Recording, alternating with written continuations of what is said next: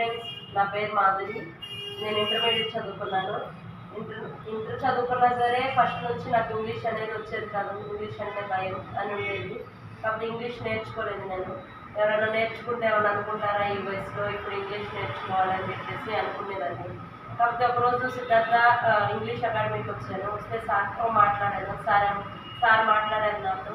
ఏమన్నా అనుకుంటారంటే ఏముంటుందమ్మా నీకాడికి పెద్ద పెద్ద వాళ్ళకి ఇంగ్లీష్ చెప్పాను, వాళ్ళు మాట్లాడారని చెప్పేసి నాకు వాళ్ళ వీడియోస్ చూపించారు.